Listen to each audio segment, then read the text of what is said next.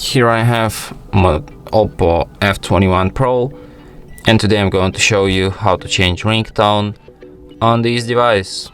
So firstly you have to open settings, then you have to go to the sound and vibration, and then go to the ringtone.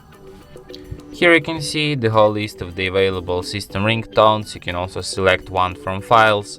If you have any audio file downloaded on your device, you can select any other song or melody which you like and just set it as your ringtone, but I'm just gonna select one of the pre-installed. So let's listen to some of them. Wow, nice ringtones.